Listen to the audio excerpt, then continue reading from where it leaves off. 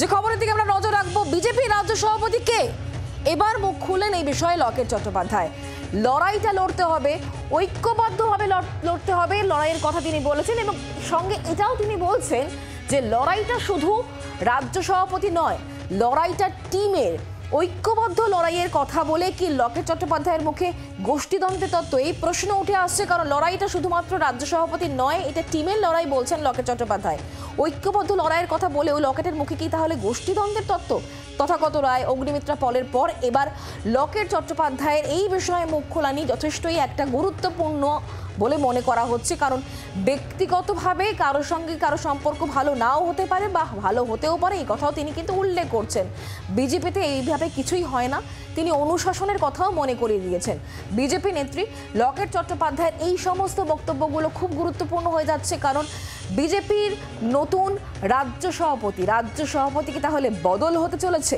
এর আগে আপনারা জানেন অগ্নিমিত্রা পল, তথাগত রায়, অর্জুন সিং এরা যে মন্তব্য করেন, আর এবার মুখ খুলেছেন লকেট চট্টোপাধ্যায়। তিনি বলছেন কারো ব্যক্তিগত ভালো না লাগা থাকতেই পারে, তবে সংগঠিত হয়ে কাজ করাটাই আসল, এটাই আসলে হওয়া উচিত। এই মন্তব্যই করছেন লকেট চট্টোপাধ্যায় এবং সঙ্গে তিনি এটিও মনে করিয়ে দিচ্ছেন বিজেপিতে এভাবে কিছুই হয় না, অনুশাসনের কথা স্মরণ করিয়েছেন লকেট চট্টোপাধ্যায়। ঠিক কি বলেছেন লকেট চট্টোপাধ্যায় শোনাবো। সবাই আমাদের এই তিনজন যারা ছিলেন তারা সবাই নিজের নিজের যোগ্যতায় রাজ্য সভাপতি হয়েছেন এবং কেন্দ্রীয় নেতৃত্ব ভেবেছেন তারা হয়েছে, এবং লড়াইটা তো যেই আসবে তাকে তো লড়াই করতেই হবে। সুতরাং আমার মনে হয় রাজ্য সভাপতি এবং তার সঙ্গে প্রত্যেকটা মানুষ যদি আমরা ঐক্যবদ্ধ হয়ে লড়াই করি, লড়াইটা কিন্তু একের না, লড়াইটা কিন্তু রাজ্য সভাপতি এবং তার টিমের লড়াই থাকে। সুতরাং মানে কেন্দ্রীয় নেতৃত্ব নিশ্চয়ই আমাদেরকে একজন ভালো রাজ্য সভাপতি দেবেন আমি আশা করি, কারণ রাজ্য সভাপতি পদটা তো এখন যেটা ছাড়তে হবে।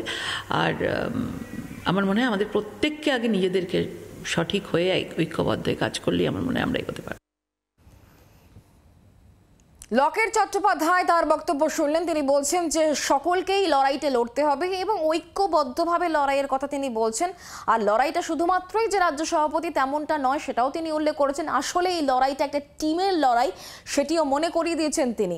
ঐক্যভাবে লড়াই করতে হবে বা ঐক্যবদ্ধভাবে সংগঠিত হয়ে লড়াইয়ের কথা বলার পরেও লকেট চট্টোপাধ্যায়ের মুখে যে বক্তব্যগুলো শোনা গেল, তাতে এটিও মনে করা হচ্ছে কোথাও কি তার বক্তব্যের মধ্যে গোষ্ঠীদ্বন্দ্বের কোনো তত্ত্ব কি রয়েছে। কারণ এর আগে আপনারা জানেন যে তথাগত রায়, অগ্নিমিত্রা পল তারা যে বক্তব্য পেশ করেছিলেন, আর তারপর লকেট চট্টোপাধ্যায় যা বললেন তা কতটা গুরুত্বপূর্ণ হয়ে যাচ্ছে।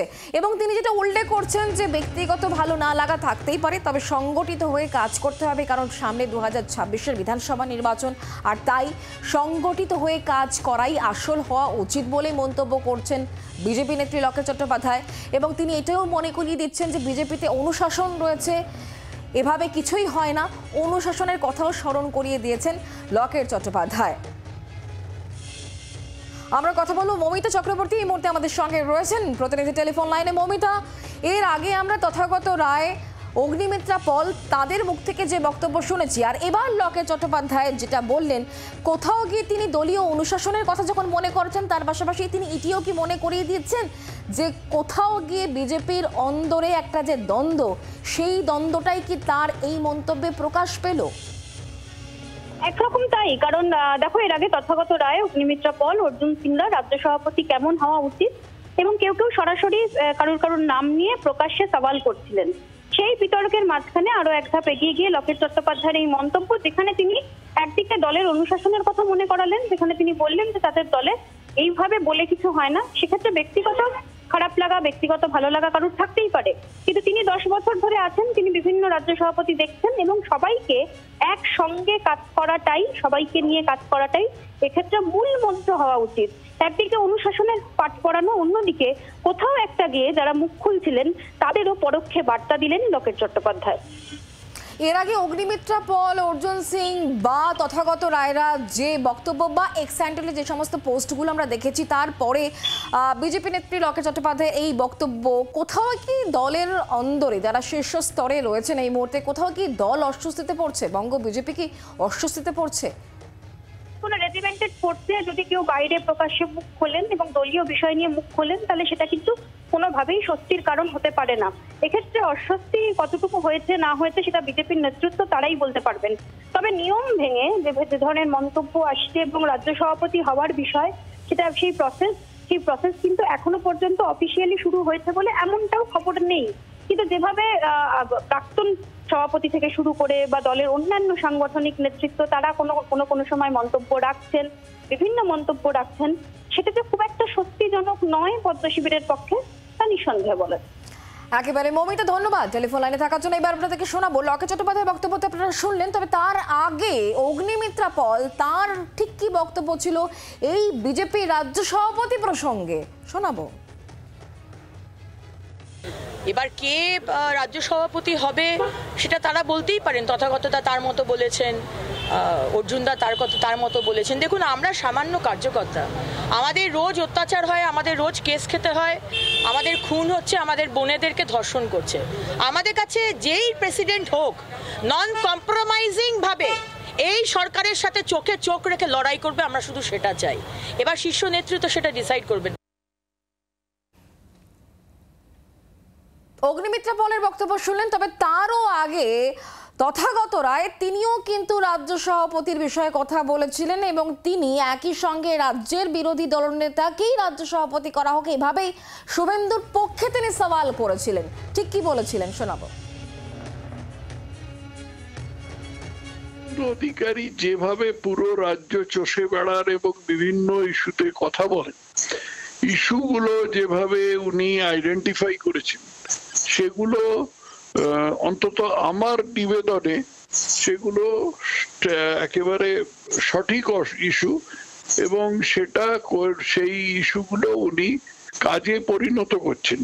এই আজকে যে এটা হলো যে বাংলাদেশে এই চিন্ময় কৃষ্ণ দাস প্রভুর হলো, তাকে গ্রেপ্তার করা হলো, সেটার ব্যাপারে সোচ্চার তো শুভেন্দু অধিকারী হয়েছেন। এটা তো দলের তরফ থেকে একটা যাওয়া উচিত ছিল। এই যে কোনো একটা কোন রকম স্টিমুলাস এলে পরে সঙ্গে সঙ্গে তার একটা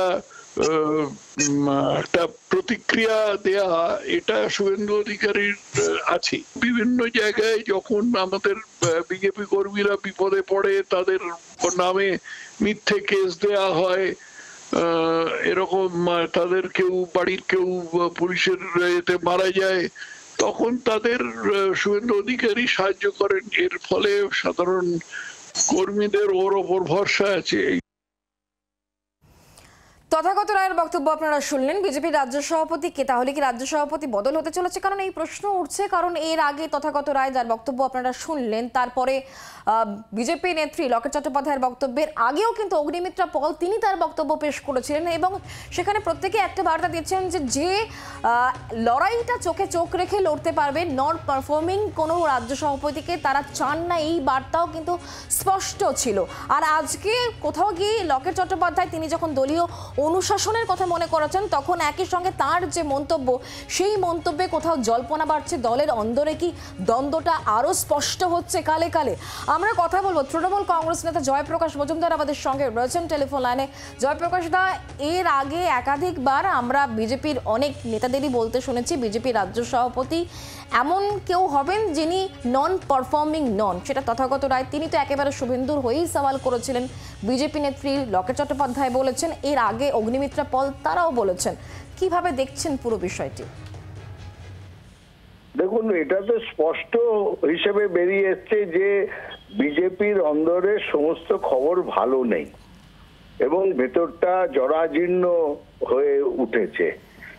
কারণ যেভাবে কথা বলছেন, তার মধ্যে তথাগত বাবু যেটা শুরু করে দিয়েছেন যে বর্তমান যে নেতৃত্ব, সেই নেতৃত্বর কোনো সুযোগ বা তাকে সুযোগ্য বলে মনে করছেন না, তাই নেতৃত্ব বদলের কথা বলেছেন যে ঠিক মতন করে লড়াই। আজকে লকেট চট্টোপাধ্যায় বলেছেন যে কথাটা যে সবাইকে একসঙ্গে মিলে লড়তে হবে, অর্থাৎ এখন সবাই একসঙ্গে মিলে লড়ছে না, সেটাই লকেট চট্টোপাধ্যায় বলেছেন যে দল একসঙ্গে নেই।